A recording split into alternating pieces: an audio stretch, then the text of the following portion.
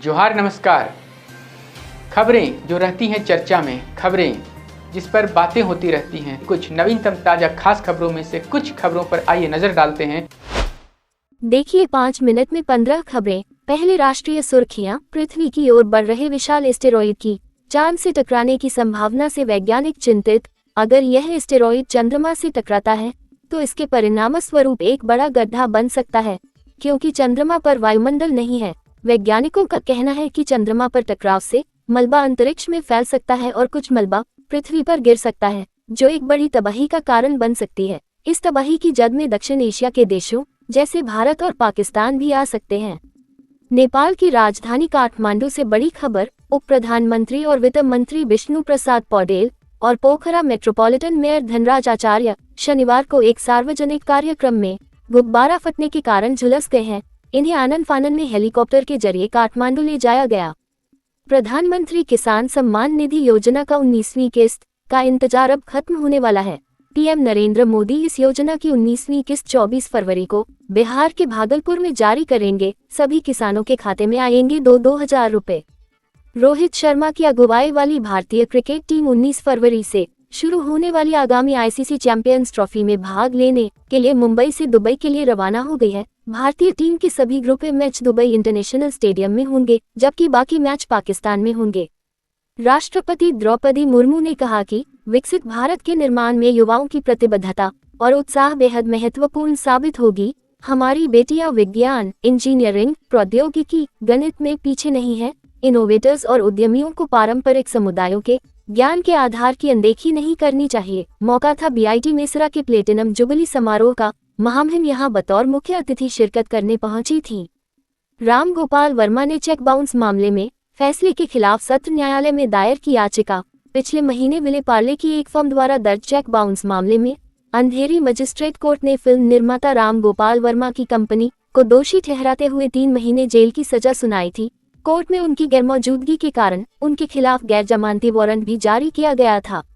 दिल्ली के विधानसभा चुनावों में बुरी तरह मात खाने के बाद आम आदमी पार्टी को शनिवार को उस वक्त बड़ा झटका लगा जब एमसीडी के उसके 3 पार्षद भारतीय जनता पार्टी में शामिल हो गए। महाकुंभ मेले में स्थापित डिजिटल खोया पाया केंद्रों ने 20,000 से अधिक बिछड़े लोगों को उनके प्रियजनों से मिलाने में मदद की है। उत्तर प्रदेश सरकार ने शनिवार को ये जानकारी दी।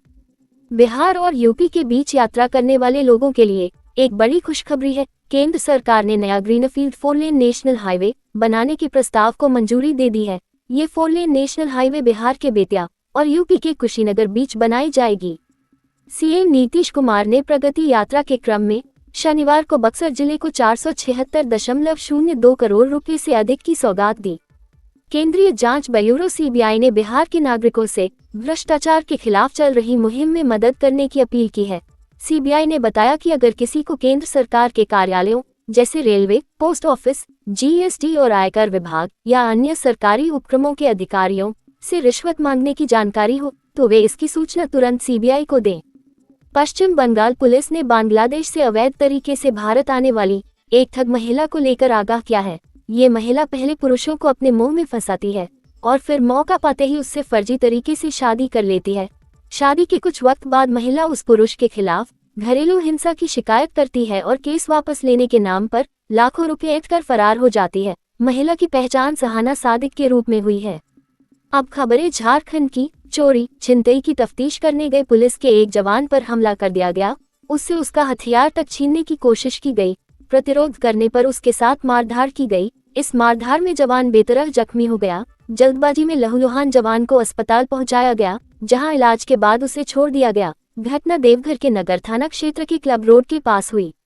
रांची के हरिओम टावर स्थित फिजी कोचिंग के चेयरमैन डीके गोयल समेत 2 लोगों पर ठगी का आरोप लगा है। मिली जानकारी के अनुसार कोचिंग के चेयरमैन सीईओ मनीष आनंद और सीएफओ राजीव बब्बर पर 98,900 रुपए ठगी के आरोप में लालपुर थाने में केस दर्ज किया गया है। कुख्यात गणेश सिंह गिरोह का शार्प शूटर स्वराज नरसिंह गगराय को पुलिस ने दबोच लिया है। उसके पास से एक देसी पिस्टल, एक गोली और मोबाइल फोन जब्त किया गया है। पुलिस ने उसे एमजीएम थाना क्षेत्र के दिमना चौक स्थित एक बार के पास से गिरफ्तार किया है। वह किसी शख्स को टपकाने की फिराक में था। इस बात का खुलासा शनिवार को जमशेदपुर के रूरल एसपी ऋषभ गर्ग ने किया। प्रवर्तन निदेशालय द्वारा रांची के पीएमएलए स्पेशल कोर्ट में दाखिल याचिका पर अब 17 फरवरी को सुनवाई होगी। ईडी ने कोर्ट से आग्रह किया है कि मनरेगा घोटाले की अभियुक्त आईएएस अधिकारी पूजा सिंघल को कोई विभागीय जिम्मेदारी न दी जाए। ईडी का कहना है कि यदि राज्य सरकार उन्हें कोई विभाग सौंपती है तो वे अपने पद का दुरुपयोग कर मामले को प्रभावित कर सकती हैं।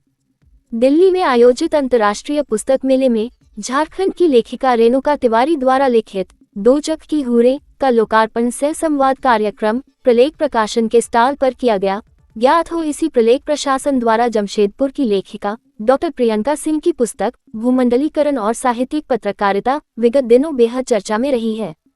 गौसनर कॉलेज मास कॉम विभाग में पटकथा लेखन से संबंधित कार्यक्रम का आयोजन किया गया। कार्यक्रम में मुख्य अतिथि के रूप में वरिष्ठ साहित्यकार सर संत जेवियर महाविद्यालय रांची के पूर्व हिंदी विभागाध्यक्ष डॉक्टर कमल बोस मौजूद थे। विद्यार्थियों को संबोधित करते हुए डॉक्टर बोस ने कहा कि पटकथा दृश्य और श्रव्य माध्यम को अधिक प्रभावशाली बनाने का तरीका है।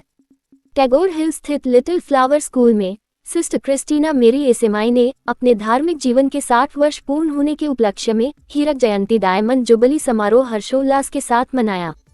रांची नगर निगम के राजस्व शाखा की टीम के द्वारा निगम क्षेत्र अंतर्गत लगातार होल्डिंग व ट्रेड लाइसेंस की जांच करते हुए विभिन्न भवनों एवं प्रतिष्ठानों के विरुद्ध नियमानुसार कार्रवाई की जा रही है। नेशनल गेम्स में झारखंड ने 7 स्वर्ण सहित कुल 25 पदक जीते। सीएम हेमंत ने सभी खिलाड़ियों को दी बधाई। उन्होंने ये भी कहा कि झारखंड सरकार खेलों के विकास के लिए प्रतिबद्ध है और खिलाड़ियों को हर संभव समर्थन प्रदान करेगी। शिक्षक बनने का सपना देखने वाले अभ्यर्थियों के लिए बड़ी खबर है। अगर आप भी टीचर बनना चाहते हैं तो बीएड, एमएड और बीपीएड के लिए आवेदन की प्रक्रिया शुरू हो गई है। इसके लिए आवेदन की प्रक्रिया 15 फरवरी से शुरू हो रही है।